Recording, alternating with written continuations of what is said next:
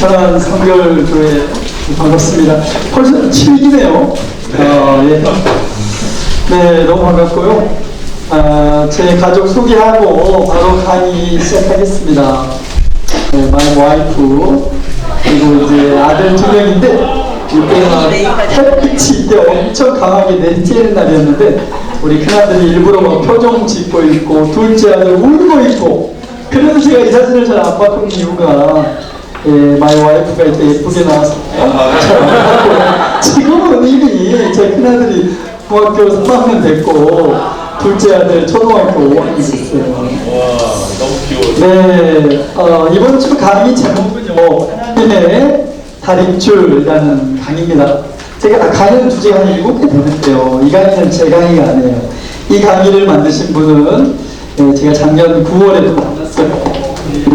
어따니 모르겠네. 옆에 밑에 있는 마이크로.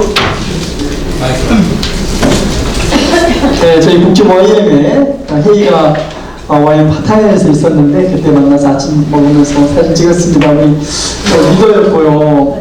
저는 이제 코나 열방대학에서 간사를 있다가 지금은 제주로 들어와 있는데 저희 원래 이제 브루스탐스는 저희 그 YM 출신은 아니고 웩이라는 국제 선교 단체가 있습니다. 웩의 의료 선교사로 아프리카 가나에서 사역하시는 선교사님인데 로렌께서 콜링하셔가지고 YM에 오셔서 모든 상담학교들 전체를 셋업하신 너무 귀한 분입니다. 제가 다 존경하고 기도 많이 하시는 분이고 하나님과 정말 친밀감을 경험하는 정말 귀한 분인데 근데 여러분 이렇게 귀한 이분의 삶에도 고통을 있더라고요. 문제는 있고 어려움이 있고 우리도 자녀 문제 때문에 힘들고 어려운 날들 많잖아요. 이분도 둘째 아들 때문에 얼마나 힘들었는지 몰라요. 둘째 아들 때문에 힘든 시간들 우리 간사들 다 옆에서 봤습니다. 그런데 그런 고통이 있음에도 불구하고 하나님과 함께 그 여정을 같이 지나가는 시간들이 우리에게 큰 도전이었고 여러분 제가 시작하면서 말씀드리지만 보세요. 이 시간은요 내적 치유라는 시간들은 문제나 내 삶의 고통을 없애주는 게 아닙니다. 문제나 고통은 여전히 거기 있죠. 예수님과 함께 손잡고 지나가는 여정을 우리는 회복의 여정, 치유라고 그렇게 부릅니다. 그렇게 되기를 바랍니다. 네, 축복합니다. 저는 개인적으로 상담학교를 오랫동안 있었어요. 북쪽 YM에 있다가 지금은 제주에 들어와 있는데 제가 한 20년 있었던 것 같아요. 상담학교가 YM에 좀 있었거든요. 상담학교 활동을 있으면 상당히 깨달은 게 여러분 이 세상에 위로와 격려가 필요하지 않는 사람은 아무도 없어요. 위로와 격려가 필요합니다. 그 사람은 아무 문제 없는 것 같이 겉에서 보기에 그렇게 보이는데 그 집 안방 끝을 조금만 열어보세요. 좌절과 슬픔과 갈등, 고민, 수많은 어려움을 안고 사람들의 일상을 살아가요. 그래서 사티어라고 이제 그분이 이제 가족 치료 쪽에 특별히 경험적 가족 치료 모델을 만든 분인데 그분이 이런 말을 했어요. 여러분 우리가 허그하는 거 있잖아요. 허그는 충전이다 이런 말을 했습니다. 유명한 말. 우리 한번 같이 저를 한번 따라서 해볼래요? 허그는 충전입니다. 사람한테 말하죠. 허그는 충전입니다. 우리가 스마트폰에 여러분 노트 10, 5G 이런 걸 써도 충전해야지 사용할 수 있잖아요. 우리 인생이 충전돼야 되는데 하루에 4번은 허그해야지 생존. 여러분 여러분의 자녀들이 오늘 살아남으려면 4번 허그해줘야 돼요. 4번. 옆 사람한테 빨리 말해줘요. 4번입니다. 4번입니다. 그런가 하면 내가 오늘 좀 유지해 가고 싶다. 메인테인이라고 그러잖아요. 유지하는 데 필요한 허그는 하루에 매일매일 8번 허그해야 돼요. 8번. 옆 사람한테 말해줘. 8번입니다. 8번은 허그해야지 유지할 수 있어요. 그런가 하면 내가 좀 다른 사람에게 좋은 영향력, 선한 영향력을 좀 주고 싶다. 하루에 매일매일 12번. 12번 허그해야 되는데 그건 강의가 중요해요. 그러니까 다 자리에서 일어나겠습니다. 다 일어나가셔가지고 막 돌아다니면서 형제님들은 형제님끼리 자녀님은 자녀님끼리 내 사랑 이상 허그하면서 말을 들고 하나님이 형제님을 하나님의 자녀님을 사랑하십니다. 다 말해주시고. 저 뒤에 있는 분들 찾아가셔가지고 다 호기해주세요. 친구 잡아주고, 호기도 해주고.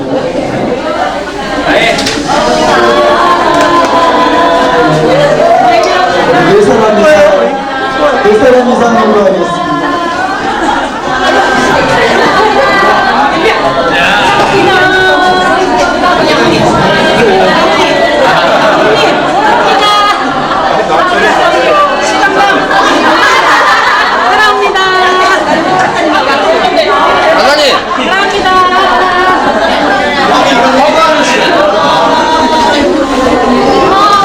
네, 감사합니다. 벌써 네 번째 다 한 거야? 네.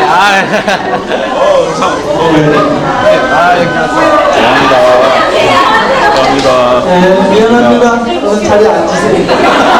그래, 강해. 네, 미안해요. 그 저기 학습비 담당하는 가사에 물 좀 갖다 줄래? 물만 있으면 좋겠네. 예. 예, 여러분 이 강의는요, 이 강의의 선명한 특징, 이 강의는 우리 마음에 관한 강의입니다. 마음이에요, 마음. 옆 사람한테 말해줘요. 마음입니다. 물론 다양한 정보들이 제공되는 건 사실이지만 마음이 굉장히 중요해요. 우리 마음에 이 강의의 핵심은 하나님의 계시가 있어야 돼요. 그렇게 되기를 축복합니다. 예, 저는 그래서 여러분 성령님이 짧은 오늘하고 짧은 난 천안성경교회 올 때마다 이 강의가 너무 짧아요. 이 짧을 때 다림줄이라는 이 풍성하고 얼마나 큰 주제를 담고 있는데 여러분들은 항상 앞에 첫밖에 못 들어. 너무 아쉬워. 그렇지만 이 짧은 강의지만 성령의 운행하신 거 하나님의 터치가 여러분 마음에 있기를 축복합니다. 그렇게 되기를 바랍니다.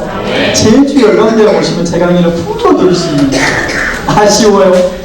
아무튼 이 강의의 핵심은 우리 마음이에요. 그래서 성령께서 우리 마음의 베일을 열어주셨으면 좋겠어요. 예, 그 일반 상담에서는요, 일반 심리학 쪽에서는 인식이라고 얘기하잖아요. 인식이 굉장히 중요해요.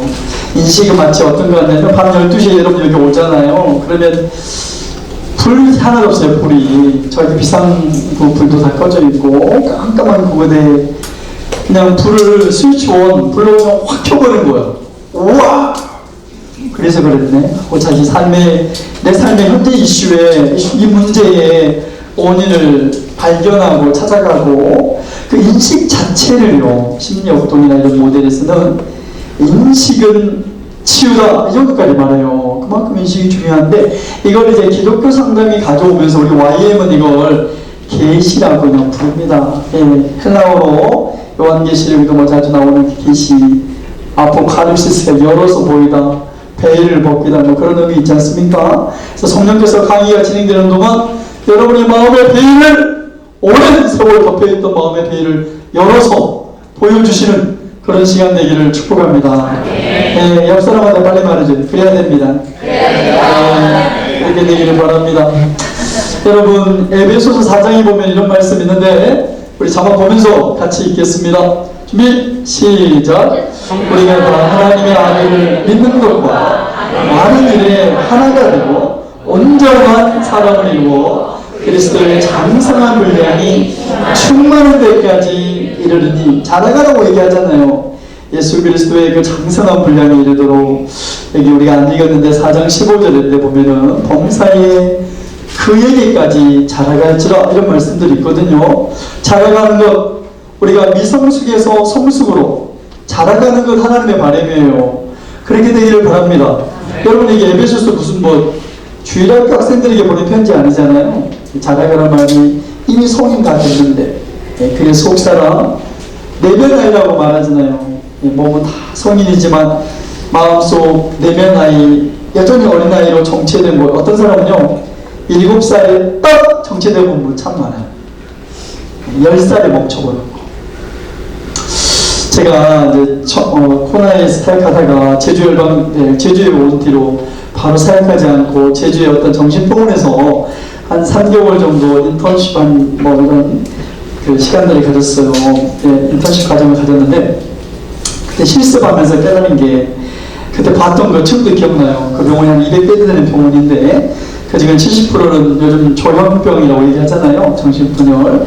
전 세계 1%가 여러분 조현병이에요. 상당히 많아요. 1%니까.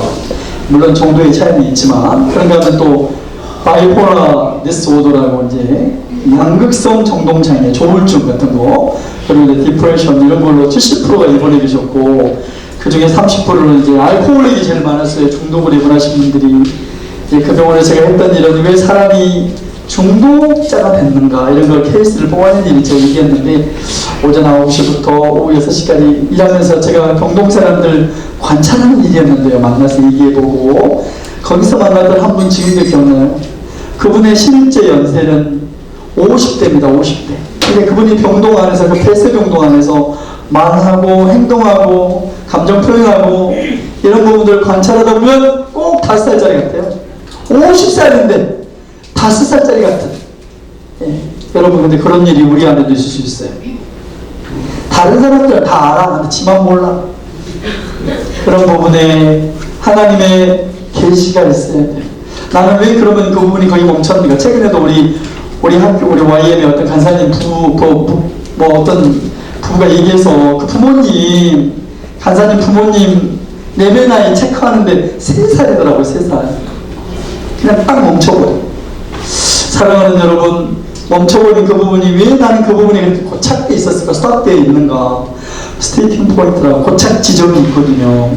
왜 거기 멈췄고, 또 그 부분을 어떻게 하면 자라갈 수 있고, 이런 하나님의 계시가 여러분 안에 있어지기를 바랍니다. 그래서 오늘과 내일 짧은 이틀이지만 내 안에 어떤 부분이 자라지 않고 고착되어 있는지, 내면 아이로 멈춰 있는지, 그 영역에 대한 하나님의 계시와 자라가는데 회복을 향해 나아가는 길이, 회복으로 가는 길이 여러분 인생에서 시작됐으면 좋겠습니다. 그렇게 되기를 바랍니다. 네. 자, 그러면 이제 우리가 그림들을, 이 강의가 그림이 많아요. 다양한 그림들이 나오는데, 여기 나오는 그림들, 제가 PPT 보여주는 그림 보고 싶은 분들 이미 책도 나왔어요. 그 제목이 하나님의 다림줄이라는 워크북이 있습니다. 그래서 원하시는 분들 그거 사셔도 되고, 그런가 하면 강의를 전체 풀로 좀 보고 싶다는 분들은 책도 나왔어요. 그 책도 내 마음의 벽, 물론 내용은 제가 조금 바꿨지만 혹 사람들 이해하기 쉽게 구조는 똑같아요. 그래서 꼭 사서 접하시면 좋겠습니다. 그림이 이 강의의 특징이 많아요. 이제 보게 될 그림들, 다양한 사람들의 모습을 우리가 보게 되지만 이름은 똑같아요. 얼굴과 모습은 다른데 이름은 똑같습니다. 옆 사람한테 빨리 말해줘요. 이름은 똑같다고 빨리 말해줘요. 이름은 똑같습니다. 이름이 미성숙한 사람입니다. 말해줘요. 빨리 옆 사람한테. 이름이 미성숙한 사람. 이름이 미성숙한 사람. 지금부터 보겠습니다. 여러분, 이제 보게 될 이 사람, 미성숙한 사람의 이름 자체가. 근데 이 사람이 누구냐면, 여러분 지난 이번 주 일주일 동안 여러분이 직장 안에서 만났던 어떤 사람, 그 사람일 수 있죠. 여러분 팀의 팀장일 수도 있고, 아니면 여러분 가정 안에서 만나는 그분일 수도 있고, 아니면 교회 안에서 만나는 그 양반, 다양해요. 그런데 제가 기대하는 것은, 하나님이, 우리는 다른 사람은 잘 봐요. 딱 보면 누구 닮았네. 그런데 자기를 못 본다는 게 안타까워. 자기를, 옆 사람한테 빨리 말해, 자기를 봐야 됩니다. 자기를 봐야 됩니다. 성령께서 우리 마음의 베일을 열어갖고 나를 보게 해주는 시간, 그렇게 되기를 축복합니다. 네, 이 사람 이름이 누구라고요? 미성숙. 옆 사람한테 말해, 저 사람 이름이 미성숙한 사람입니다. 빨리 말해주세요. 여러분, 이건 딱 보니까 어떤 느낌 드세요? 딱 이 사람 딱 보니까 어떤 생각 드세요? 차갑게 보이죠, 뭔가. 뭐라고 하자면? 뭐라고 하면? 그러니까 전신갑주 같은 거, 예, 로마, 군인들, 에베소 감옥에, 그 사도 바울이 로마 감옥에서 이제 봤잖아요. 밖에 서 있는 군병들 보면서. 예, 맞아요. 로마 시대의 군복입니다. 또 딱 보니까 어떤 느낌 드세요? 그 감옥과 방패로 군복으로 지금 자신을 어떻게 하고 있어요? 감추고 있잖아요. 디펜스 방어하고 있잖아요. 자신을 지금 방어하고 있습니다. 여러분, 사람들이 이렇게 얘기하다 보면 왜 자신을 방어해요? 방어하는 이유가 뭐죠? 상처받기 두려워서. 그러니까 우리가 얘기할 때 얘기했는데 그냥 별말 안 했는데 이 마음에 그냥 그 방어적인 사람들이 있어요. 옆 사람한테 말해줘요. 그런 사람 있습니다. 내가 못 말했는데 가정 안에서 니는 어쩌고 하고 방황하는 그런 경우. 자, 또 딱 보니까 어떤 느낌 드세요? 외로워요. 뭔가 외롭게 보이죠, 맞아요. 외롭게, 지금 공동체에 함께 있는 게 아니라 고립되어 있고, 외롭게 보이고, 좀 우울하게 보이고, 그렇지 않나요? 또 어떻게 보이세요? 딱 느낌, 생각이. 불편해요. 네? 불편해요. 불편하겠죠. 예, 이렇게 무거운 옷 입고. 예, 답답해 보이고, 뭔가 좀 답답해 보이고. 잘 보기는 뭘까요? 여기 구멍 뚫린 데밖에 못 보잖아요. 잘 못 보는 사람. 옆 사람한테 말해줘. 잘 못 보는 사람입니다. 잘 못 보는 사람입니다. 또 이 귀도 보세요. 귀도 뭔가 좀 막힌 것 같아. 잘 못 듣는 사람. 그러니까 이게 여러분 관계에서 대화할 때 어떤 사람에게 여러분 다 말해줬어. 그 사람한테 말해줬는데 언제 그 말했냐고. 이런 걸 선택적 경청이라고 얘기하거든요. 지가 듣고 싶은 말 들어요. 옆 사람한테 말해줘. 그런 사람 있습니다. 그런 사람 있습니다. 또 딱 보니까 어떤 느낌 드세요? 마음의 문이 뭔가 닫혀있는 것 같잖아요. 오픈되어 있지 않고 닫혀있고. 예. 또 어떤 느낌 드세요? 그냥 누구든지 얘기해보세요. 무거워요. 무겁게 보이고, 예. 뭔가 소망 없어 보이지 않나요? 희망이 없어 보이고. 네. 또 뭐라고요? 귀엽대요. 귀엽게 보이고. 좋아요. 예, 강의를 오랫동안 했지만 첫 들어본 느낌.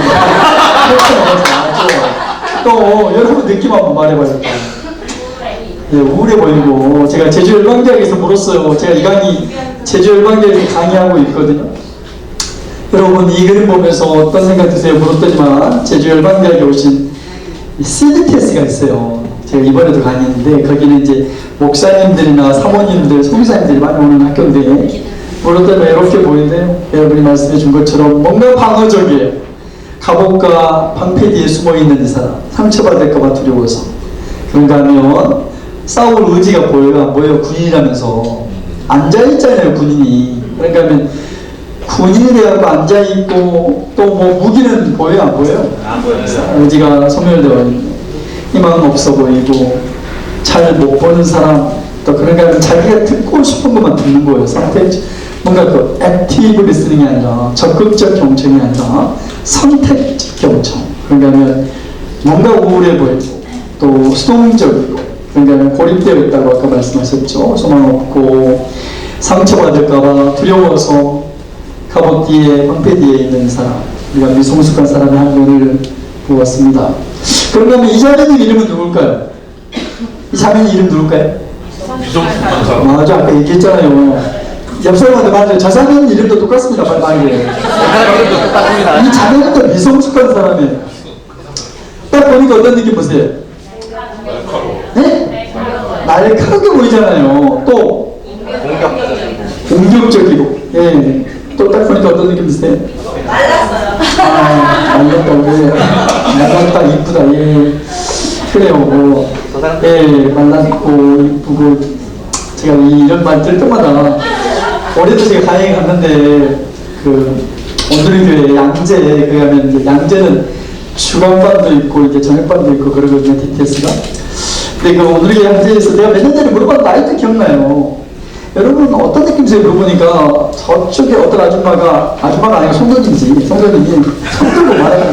저 정도 몸에 관리하려면 돈 많이 들겠네. 지금도 기억나요. 또 어떤 느낌이세요? 도도해 보이잖아요. 뭔가 도도해 보이. 되게 이런 코 가린 사람이 교만해요. 또 어떤 느낌 드세요? 뭔가 냉철해 보이고, 그런데 부정적이고 비판적이고. 건강한 비판이 아니라. 그래서 남을 향해 그렇게 비난하는 거예요. 옳은 소리 많이 하고 잔소리 많이 하시고 이렇게 비판하고 남을 향해 그렇게 비난하는데, 여러분 그런데 나는 안 자랐네. 그런 분 진짜 많아요. 남을 향한 그 판단이, 다른 사람을 향한 나의 그 판단이 나의 이슈, 내 안에 다뤄져야 할 부분을 다 덮어버리는 거예요. 그래서 나는 여전히 안 자랐어. 남을 향한 그 판단이 나의 이슈를 다 덮어가지고 나는 여전히 그대로 멈춰있는. 옆 사람한테 말하세요. 그러면 안 됩니다. 또 딱 보니까 어떤 느낌 드세요? 뭐라고요? 말 안 되는 것 같아.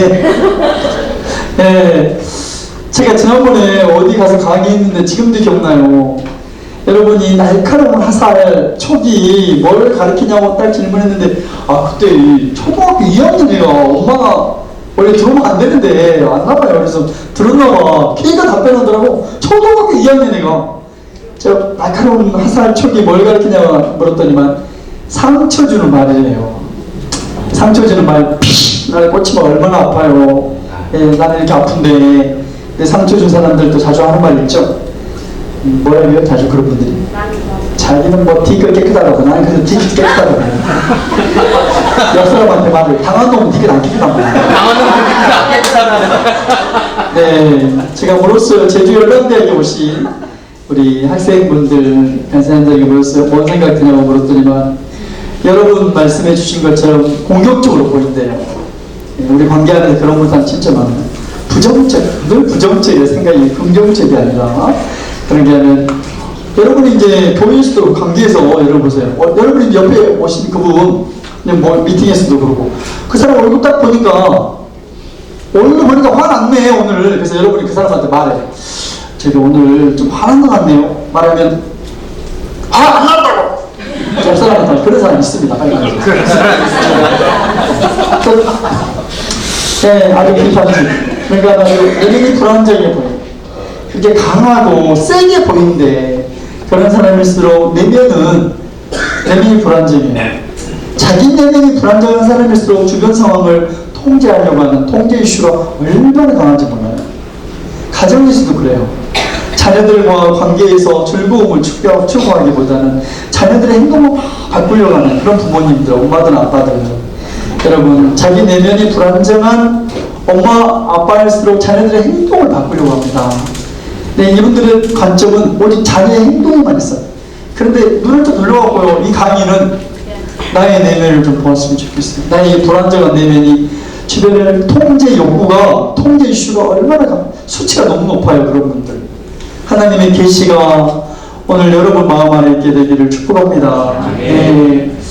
그러니까 두려움 많아요. 그렇게 세게 보이는데, 강하게 보이는데, 예, 거칠어요.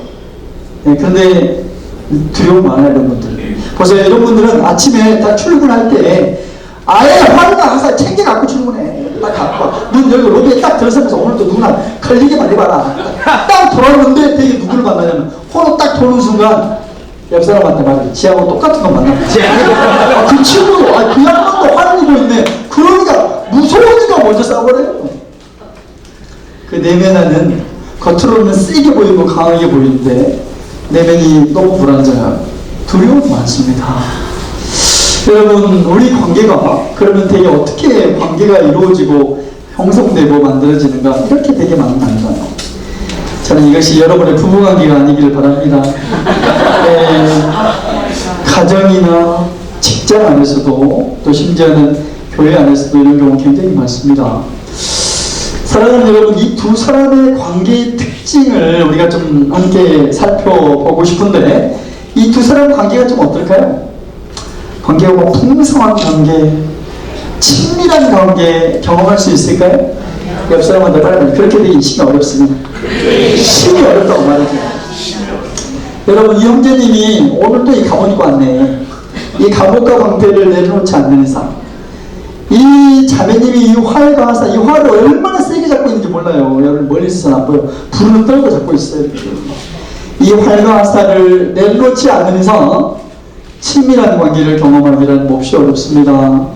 여러분, 그럼 이 형제님은 언제부터 이 갑옷 속에 쏙 숨어갖고 언제부터 들어갔을까? 갑옷 속에 언제부터 갑옷 입기 시작했을까요? 이 형제님이 상처받은 순간이었겠죠. 근데 이제 상담은 그렇습니다. 지금 먼저 이슈를 가지고 오셨을 때 상담을 하다 보면은 이제 현재 이슈에서 시작하지만 공감으로 시작되지만 이제 어린 시절 당신은 누구였고 당신의 아버지는 누구였고 당신의 어린 시절 어떤 애착 고통이 있었고 어떤 정서적 결핍이 있었는지 이런 것들을 찾아가다 보면요, 우리 이렇게 축축 들어가다 보면은 밑에 가면 되게 엄마 아빠하고 결부되어 있어요. 가장 안에서 아마 이 형제님 이렇게 방어적이고 수동적이고 우울해 보이는 형제님, 여러분 우울한 자녀 곁에는요 우울한 부모가 거기 있습니다. 아마 이 형제님 역시 어렸을 때 그 엄마가 자기 아들에게 손에 갑옷과 방패를 들려주면서 아들아 너도 인생 살려면 이게 좀 필요하다고, 물론 그렇게 말한 적은 없어요. 자신의 아들이 그렇게 방어적으로 수동적으로 우울하게 살라고 기대하는 부모님 아무도 없습니다. 그런데 라이프 스타일이 흘러가 버려요. 그런가 하면 이 자매님 동일합니다. 아마도 이 자매님 엄마 남자들에게 많은 상처와 아픔을 경험했을 가능성이 높아요. 그 엄마가 자신의 딸에게 딸의 손에 활과 화살을 들려주면서 딸아 너도 인생 살려면 이게 좀 필요하다고 그렇게 말한 적은 없는데, 의도하지 않았는데 그렇게 부정적이고 비판적이고 분노에 고착된 채로 살아가기를 기대하는 부모님 아무도 없습니다. 내 딸이. 그런데 옳지 않았는데, 의도하지 않았는데 엄마의 그 라이프 스타일이 자녀들에게, 여러분 분노는 최근에 논문들 보면요 분노는 학습된다 이런 글들 많더라고요. 흘러갑니다. 사랑하는 여러분, 저는 이런 강의하면서 여러분 안에 특정한 이슈들이 다음 세대로 또 대물림되지 않기를 바랍니다. 내 안에 수치심과 내 안에 어떤 특정한 내면의 이슈들이 내 자녀들에게 흘러가지 않고, 여러분 이런 DTS를 통해 우리의 내면을 확인하고 회복의 여정, 회복을 하는 길을 출발해야 할 가장 큰 이유 중에 하나는요 다음 세대에 넘어가지 않기를 바랍니다. 그렇게 되기를 축복합니다. 예. 사랑하는 여러분, 자 그러면 지금이라도 형제님이 갑옷과 방패를 내려놓고 갑옷 벗으면 관계의 풍성함을 경험할 텐데, 오늘이라도 이 갑옷만 벗으면 충분하게 풍성한 관계에 경험할 텐데 왜 형제는 오늘 또 갑옷 못 벗을까요? 왜 오늘 또 방패 들고 여기까지 왔을까? DTS까지 왜 이거 못 내려놔요? 옆 사람한테 말해 두려워서입니다. 여러분 이 자매님 이 활과 화살을 얼마나 세게 잡고 있는지 몰라요. 아예 손에 그냥 붙어버린 사람도 있어요. 옆 사람한테 말해 손에 활이 붙은 사람도 있습니다. 말해줘요. 잠자는데도 잡고 있어요. 이게 아예 안 뜨는 이게. 여러분 이 자매님 왜 이거 못 내려놔요? 이유가 뭐예요? 두려워서. 여러분 밖으로 겉으로 관계 속에서 삶으로 나타나는 현상은 극과 극이지만, 그러나 그 내면을, 이 강의 마음에 가는 강의라고요. 마음을 조금만 들여다보면은 마음 안에는 공통적인 특징입니다. 그 두려움이, 내 마음속 그 두려움이 어떤 사람은 갑옷 속으로 들어가게 만들었고, 그 내 마음속 그 두려움이 어떤 사람은 남을 향한 그 분노와 부정적인 비판적인 태도로 반응하고 있는 것을 보게 됩니다. 사랑하는 여러분, 두 사람의 공통점 두려움이에요. 예. 이제부터 이 강의는 그런 그 두려움이 어떻게 이 두 사람의 관계로부터 그렇게 멀어지게 만들었는지 우리는 함께 여정을 따라가게 될 거예요. 여러분 부부 상담할 때도 그래요. 자, 제가 상담자예요. 내 남자가 없습니다. 남편 그리고 아내, 내 앞에서도 막 싸워. 나는 그런 부부 많이 봤어. 여기서 싸우고 자빠져 있는 얘기까지 하고. 자, 이때 상담자 앞에 있는 이 남편과 아내가 왔어요. 자, 여러분 이때 내담자가 누구예요? 이때 이 내담자는요 남편 자체, 아내 자체가 아니라 남편과 아내 사이에 두 사람 안의 그 관계, 그 관계를 우리는 진정한 내담자라고 이렇게 부릅니다. 우리 그 관계를 이제 보게 될 거예요. 이 두 사람을 그 관계로부터 그렇게 멀어지게 한 정체가 뭐라고요? 옆 사람한테 빨리 말해요. 두려움이라고 말해주십시오. 여러분 노트에 쓰세요. 두려움이라고 크게 쓰세요. 두려움이라고 쓰십시오. 이 두려움이 관계로부터 두 사람을 이렇게 멀어지게 만들었어요. 두려움이 적입니다, 여러분. 사랑하는 여러분, 두려움 때문에 우리가 다른 사람을 잘 믿지는 못해요. 두려움은 불신을, 관계 안에서 두려움이 여러분 불신을 낳습니다. 예. 그런데 그 두려움하고 대조되는 정반대되는 성경 안에 개념이 있어요. 성경에 일관된 강조인데 창세기부터 요한계시록까지 성경에 일관된 강조, 두려움과 대조되는 개념이 있는데 뭐예요? 사랑이잖아요. 성경 얼굴에서 우리가 확인할 수 있는데 한 군데만 보겠습니다. 요한일서 4장에 보더라도 얘기하고 있는데 우리 자막 보면서 크게 읽겠습니다. 4장 18절 시작. 사랑 안에 두려움이 없고 온전한 사랑이 두려움을 내쫓나니. 한 번 더 읽겠습니다. 준비 시작. 사랑 안에 두려움이 없고 온전한 사랑이 두려움을 내쫓나니. 여기 조금 주의 깊게 관찰하다 보면은 여기 지금 사도 요한이 의도적으로 수학법을 사용했어요. 대조라는 수학법을. 사랑과 두려움이 지금 대조되고 있습니다. 여러분, 사랑이 있는 곳에, 여기 보세요. 사랑이 있는 곳에 두려움이 함께 공존할 수 없다고 말합니다. 사랑 안에 두려움이 거기 있을 수 없고, 그리고 온전한 사랑이 내 마음속 깊은 곳에 두려움을 내쫓는다고 얘기합니다. 저는 이 말씀이 오늘 여러분의 마음 안에서 이루어지기를 축복합니다. 여러분, 언제 이 형제님이 갑옷을 볼 수 있겠어요? 언제 이 자매님이 화를 내려놓을 수 있을까? 사랑하는 여러분, 이 말씀의 근거에 보면 그 온전한 사랑, 위로부터 여기 온전한 사랑 문맥에 보면요, 우리가 안 읽었는데 컨텍스트 그 문맥에 보면은 하나님 아버지 사랑이에요. 실제로 이 사랑 헬라어로도 아가페라는 말을 쓰였더라고요. 하나님의 사랑, 그 온전한 아버지의 그 사랑이 내 마음 안에 부어질 때 우리 속에 두려움이 내쫓깁니다. 그렇게 되기를 축복합니다. 오늘 제가 따라왔고 지금 기도하는데 그런 마음이 들더라고요. 만약 여기 천안, 여기 북중학교라면서 옆에 있는 북중학교가 바다라고 한번 가정해 봅시다. 바다예요, 바다. 근데 그 바다 이름이 뭐냐면 사랑이라는 바다라고. 사랑이라는 바다인데 저는 그 바다가 있다면 우리 여기 오늘 여기 딱 보니까 30명 되네. 30명이 그냥 거기에 그냥 우리 모두가 사랑이라는 그 바다에 저와 여러분 여기 계신 한 분 한 분이 다 그냥 사랑이라는 바다에 다 침례받으면 좋겠어요. 잠겨버리면 좋겠습니다. 그렇게 되기를 축복합니다. 그래서 우리 속에 두려움의 그 갑옷을 벗어버리고 활가한 사람, 오랫동안 손에 붙어버린 사람도 있다고 내려놓는 그런 은혜가 여러분 그 되기를 바랍니다. 그래서 사랑이 중요해요. 옆 사람한테 빨리 말해줘요. 사랑이 중요합니다. 사랑이 중요합니다. 그 사람한테는 사랑이 중요합니다. 사랑이 중요합니다. 여러분, 예수님이 그래서 얼마나 여러 번 말했어요. 사랑이 중요하다고. 한 번은 바리새인 중에 어느 율법사가 예수님한테 질문했다면서요. 예수님, 구약의 토라, 모세오경, 그 모세오경의 수많은 율법과 계명 중에 가장 아까 목사님도 얘기했잖아요. 가장 우선되고 가치 있는 거, 우선순위, 가장 중요한 거 뭡니까? 하고 예수님께 물었잖아요. 율법 중에. 그때 예수님이 하신 말씀 마태복음 22장인데 우리 자막 보면서 같이 크게 읽겠습니다. 여러분의 목소리가 여러분의 귀에 들리도록 읽읍시다. 준비 시작. 예수께서 이르시되 내 마음을 다하고 목숨을 다하고 뜻을 다하여 주 너의 하나님을 사랑하라 하셨습니다. 이것이 크고 첫째 되는 계명이요 둘째로 그와 같으니 내 이웃을 내 자신같이 사랑하라 하셨으니. 여기 세 절인데 37절, 38, 39절. 여러분 이 세 절을 그냥 여러분이 봄에 봄나무를 그냥 삶듯이 삶아가지고 그냥 꽉 짜듯이 그냥 이 세 절을 그냥 꽉 짜가지고 함축적인 한 단어로 딱 뽑아내면 뭐예요? 한마디로 말한 단어로 하면 뭐예요? 옆 사람한테 말하면 사랑입니다. 가장 우선되는 계명이 뭐라고요? 사랑인데 이 말씀을 자세히 관찰해보면 우리 인생에 중요한 사랑의 3요소가 여기 다 담겼네. 첫째는 누구를 사랑하라고요? 하나님을 사랑하래요. 두 번째는요, 내 이웃을, 이거 보니까 내 이웃을 사랑하래. 세 번째는 여기 지교법이 사용된 내 자신같이, 내 자신을 사랑하는 거예요. 예수님의 이 말씀, 자신을 사랑해야지 다른 사람 사랑할 수 있다고 얘기하지 않습니까?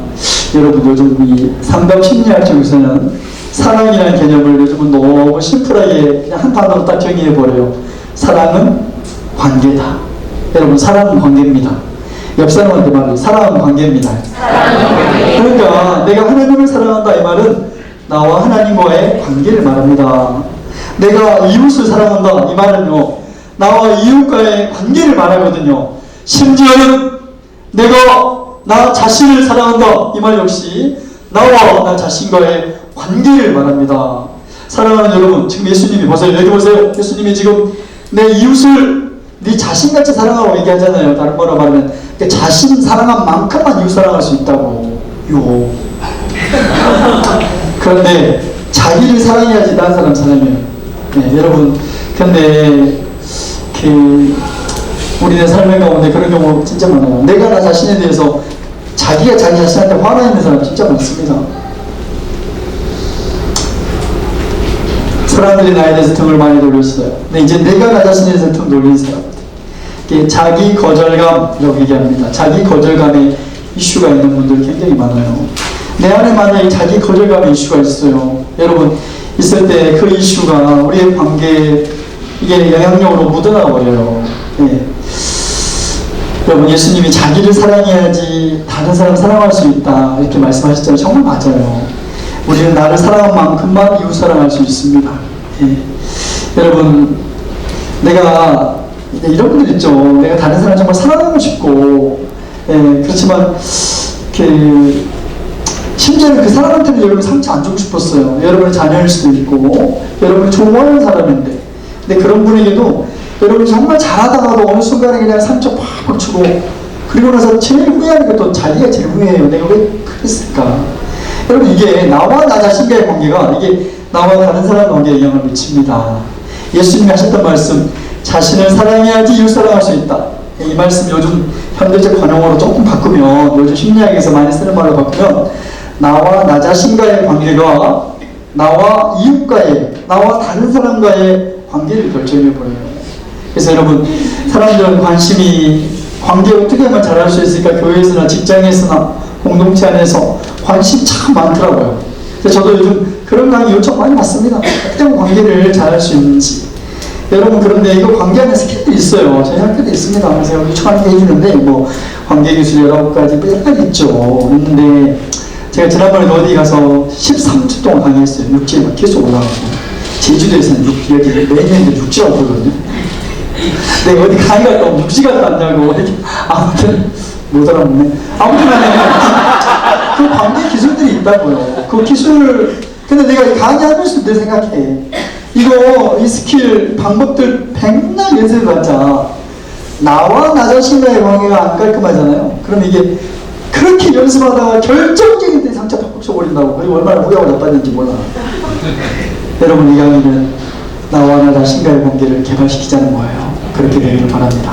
제가 지난번에도 만났던 어떤 분, 여러분, 주일날 그분의 삶을 나누는데 그분 말로 그래요. 하나님 사랑한대요. 영적이고 종교적이니까 하나님은 사랑한대. 근데 내가 그분 보니까 자기 자신을 안 사랑해. 그런 분들 많습니다. 그런가 하면 그분의 삶은 주일날 얼마나 다른 사람을 위해 희생하고 헌신하는지 막 봉사하고 이런 얘기 하더라고. 근데 그분 내 얘기 들으면서 느끼는 건 다른 사람을 향해 그렇게 희생하고 헌신하는데 자기를 안 사랑해. 그런 분들 진짜 많아요. 물론 또 정반대로 집안 사랑하는 사람도 있어요. 그거 말고. 사랑하는 여러분, 이 강의는 이제 어디로 우리를 초청하냐면, 자 보세요.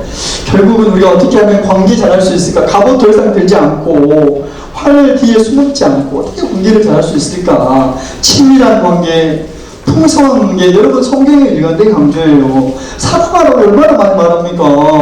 근데 그 사랑이 관계라고요. 근데 이 나와 이웃과의, 나와 하나님과의, 심지어는 이 관계 이전에 먼저 나와 나 자신과의 관계를 개발시키는 접근이 먼저 중요해요. 그게 묻어나버린다고.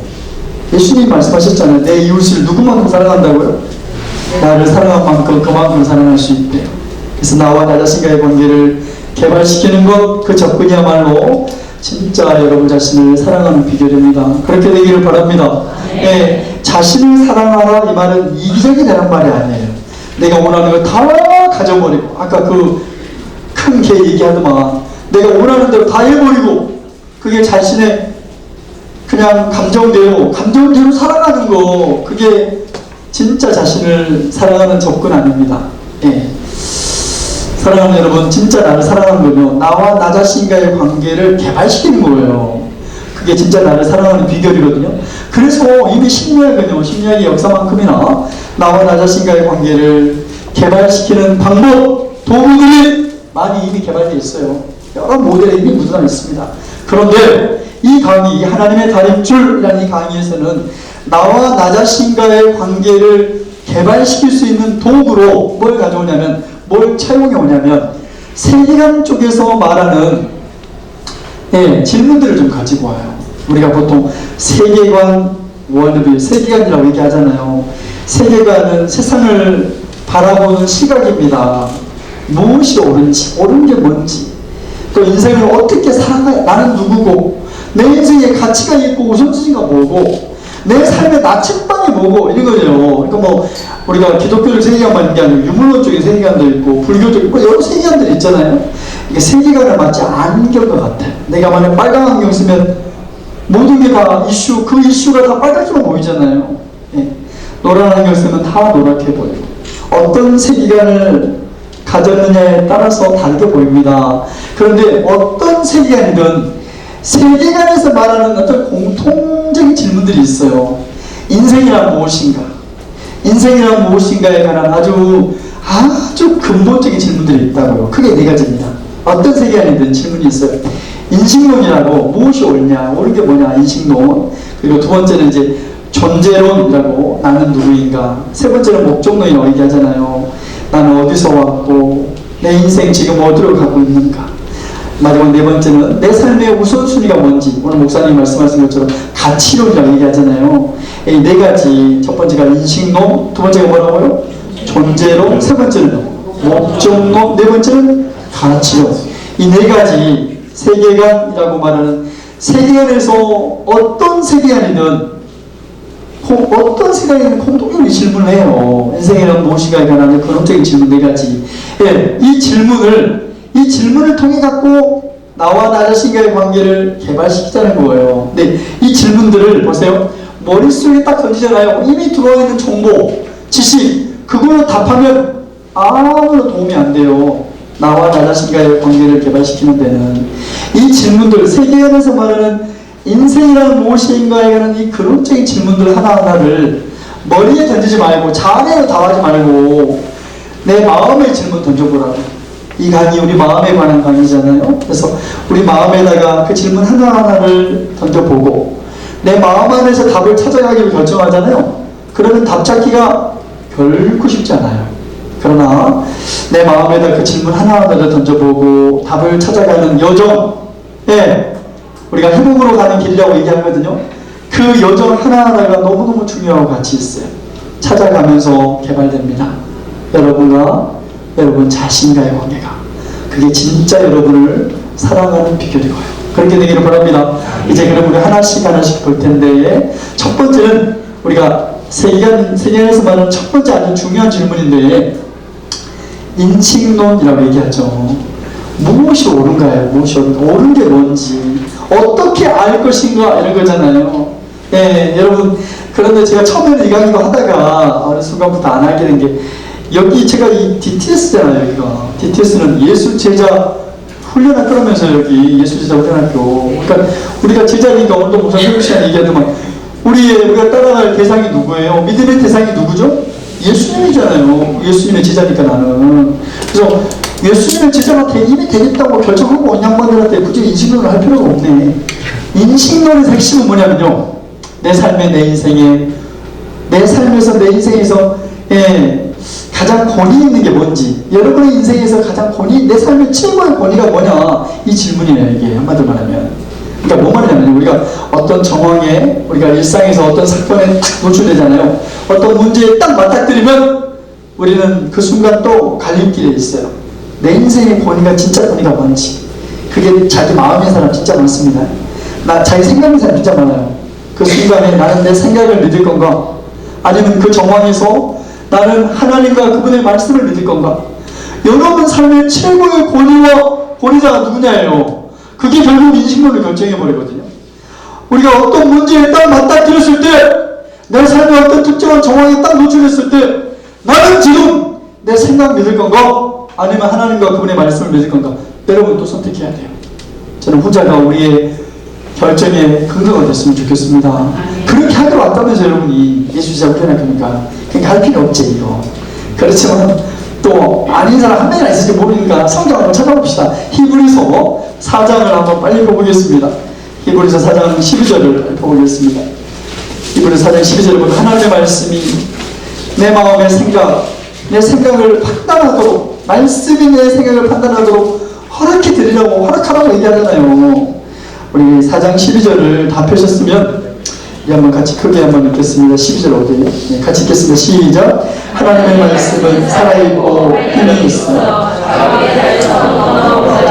인하여 hum과 및 간절과 골수를 찔러 쪼개기까지 하며 내 생각과 뜻을 한 번만 더 읽어볼까요? 시작. 하나님의 말씀은 살아있고 활력이 있어 자우의 날선 어떤 검보다도 예리하여 hum과 영과 및 관절과 골수를 찔러 쪼개기까지 하며 또 마음의 생각과 뜻을 판단하는 하나님의 말씀이 우리 마음의 생각을 판단하도록 이렇게 허락해 드렸으면 좋겠습니다. 여러분, 저는 사랑하는 여러분, 하나님의 말씀이 내 마음의 생각을 판단하도록 순간순간 허락하는 거, 그런 일이 우리의 삶에서 계속 연습하면 좋겠어요. 그렇게 됐으면 좋겠습니다. 그게 결국 내 삶의 인식론을 결정하는 근거거든요. 하나님의 말씀, 하나님과 그분의 말씀이 내 삶의 최고의 본인, 내 생각을 믿는 게 아니라 말씀을 믿는, 그렇게 되기를 축복합니다. 그러면 두 번째 아주 중요한 질문이 있는데, 존재론적인 질문, 나는 누구인가? 요즘 우리가 아이덴티티, 정체성이라고 말하는 아주 중요한 질문이에요. 존재론적인 질문 역시 굉장히 중요한데, 이 질문 역시 그냥 머릿속에 정보를 가지고 답을 하는 게 아니라 내 마음에다 질문을 던져보고 나는 누구인가, 이 존재론적인 질문을 내 마음에 던져보고 답을 찾아나가자는 거예요. 내 마음에다 질문 던져보고 답 찾아가는 게 쉬워요, 어려워요? 옆 사람한테 말해줘요, 어렵습니다. 어렵습니다. 찾아가자고요. 여러분, 뭐 그렇게 하면 좋죠. 우리는 정말 이게 나는 누군가, 보통 사람들은 일반적으로 어떻게 해요? 명함을 이렇게 주면서, 또 제가 비행기 탔는데, 비행기 타고 제주에서 오는데 옆에 계신 분이, 어떤 아저씨가 저한테 막 이렇게 뭐 얘기하려고 하더라고. 나는 어제 잠을 너무 좀 자가지고 피곤한데, 그래서 그분하고 막 얘기하는데, 사람들이 자기를 소개할 때 어떻게 소개해요? 명함 주잖아요. 그럼 처음 본 사람한테 바로 명함 주더라고요. 그렇게 사람들은 명함을 주잖아요. 내가 무슨 일 하고 있는지, 내가 어느 대학에서 교수고, 내가 의사고, 나는 목수고, 고치는 내가 무슨 일 하는지, 나는 누군지 자신을 명함으로 소개하는 거 굉장히 많아요. 여러분, 근데 그 명함 속에 내가 일하는 그 일하는 거 있잖아요. 그 내가 어느 회사의 직원이에요, 과장이에요. 그게 그 일이 나는 아니에요. 교사, 그 교사가 나는 아닙니다. 하는 일하고 내게 다른데, 사람들은 자기 일에서 자기 정체성을 찾는 거 굉장히 많거든요. 여러분, 일에서 내 정체성을 찾을 수도 있는데, 이게 좀 문제가 되는 게, 우리네 인생에서 우리는 그 일을 더 이상 못하게 되는 순간이 누구한테나 반드시 와요. 네. 그 일을 더 이상 못하게 되는 순간이 누구한테나 옵니다. 제가 아는 어떤 형제님, 대학 졸업하고 다 들어가고 싶은 대기업에 들어갔어요. 예, 거기서도 더 잘 나가는 기획 조정 파트에 있었거든요. 한참 잘 나가다가 그 형제님 20년 공부했는데 하루아침에 부서지는 되어버리더라고요. 예. 그래서 그 형제님이 그 얘기를 계속 못하게 때 얼마나 어려워하든지 힘들어하든지, 그 형제님은 늘 자기 정체성을 내가 그 회사, 거기에 그 포지션, 거기서 자기였다고. 그런데 그 일을 더 이상 못하게 하는 순간에 딱 와버리니까 정체성의 위기를 경험한 거예요. 여러분, 그런 경우 굉장히 많아요. 우리가 지금 무슨 일 하든 우리도 다 적용할 수 있어요. 저도 여러분도. 여러분, 그래서 이럴 때 디테일스 할 때 그런 거 해보면 너무 좋아요. 여러분이 그 종이 하나 가지고 이 종이에다가 명함을 새롭게 만든다고 한번 가정해 봅시다. 여러분을 소개할 수 있는 그런 명함인데, 여기다가 여러분을 소개할 수 있는 리스트, 목록을 쭉 써보는 거예요. 여러분이 어떤 차 타고 계시고, 여러분이 어떤 집에 살고 있고, 여러분 전공이 뭐고, 뭔 일 하고 있고, 여러분의 모든 소유, 여러분을 소개할 수 있는 모든 목록을 쭉 써보는 거예요. 여러분의 그 예쁜 애모까지 다 써보고, 그 다음에 하는 일이 있습니다.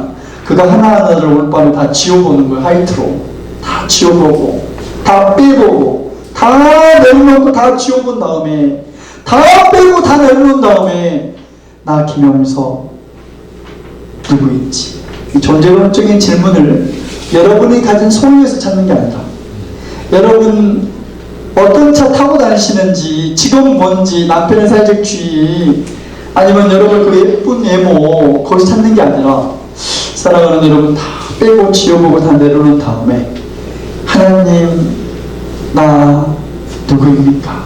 나 김영서 누구입니까? 이런 시간들 꼭 갖게 되기를 바랍니다.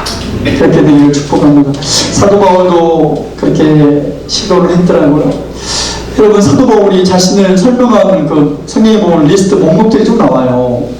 그 사도 바울이 갈라디아서 3장 이런 데 보더라도, 아니면 고린도전서 15장 이런 데 보더라도 뭐 그 흔적이 있잖아요. 나는 뭐 난지 8일 만에 할례 받았고, 그 말은 개종한 유태인이 아니라 태어날 때부터 유대인이었다면서요. 아니면 나는 바리새인이었다. 바리새인 중에 바리새인이었다고.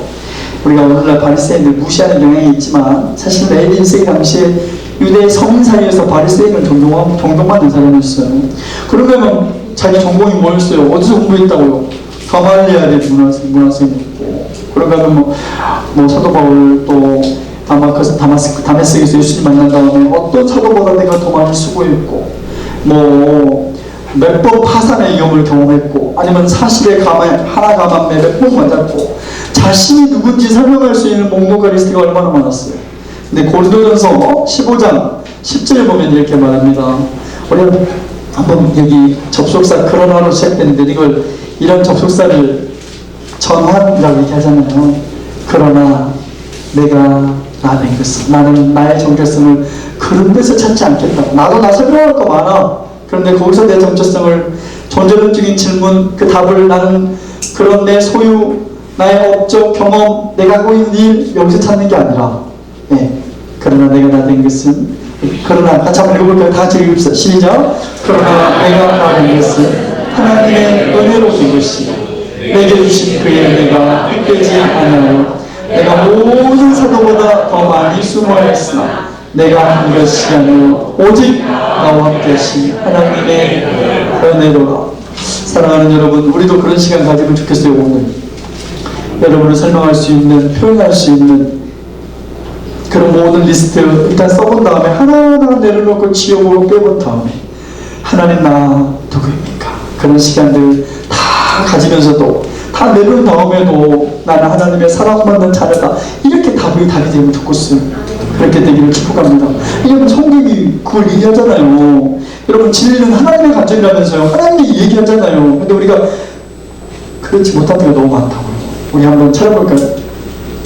요한일서 3장 1절에 보면 우리가 얼마나 사랑받는 자녀임을 얘기합니다. 우리 같이 한번 읽어볼까요? 시작. 보라, 아버지께서 어떠한 사랑을 우리에게 베푸사 하나님의 자녀가 일컬음을 받게 하시는가? 우리가 그러하도다. 여러분, 여기 보니까 보라, 아버지께서 어떠한 사랑을 우리에게 베푸사 하나님의 자녀라 일컬음을 받게 하셨는가? 우리가 하나님의 사랑받는 자녀라고 얘기하잖아요. 우리가 그러하도다. 옛날 그 영어성에 보니까 그것이 우리가 무엇이냐이다. 그것이 우리가 누구이냐이다. 그것이 우리의 정체성이래요. 우리가 그러하다라고 개역개정이 번역되어 있는데, 그것이 우리의 정체성이래요. 사랑받는 자녀.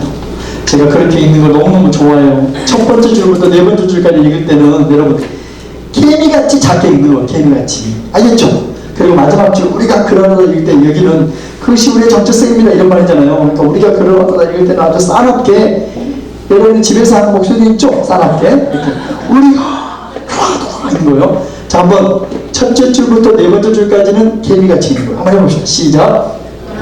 아니 개미같이 읽는 거예요. 개미같이 읽으면서 여러분 생각해보세요. 이 말씀의 의미를. 시작. 어저께서 사랑을 베푸사 하나님의 자녀가 그를 받게 하시는 거 우리가 옆 사람한테 싸납게 말하지. 우리가 그러하다 다른 거지. 우리가 그 사람한테도 말해줘요. 우리가 여러분, 우리가 하나님의 사랑받는 자녀라는 거, 그게 우리의 정체성이라고. 성경은 여기 요한일서만 말한 게 아니라 여러 곳에서 얘기하죠. 내가 가진 거 많지 않고 배운 거 많지 않아도 누구도 나의 가치를 흔들 수 없어요. 하나님의 존재 자체로 있는 모습 그대로 다 빼보고 다 지워버리고 다 내려놔도 다 잃어버렸어도 여전히 나는 누구도 흔들 수 없어.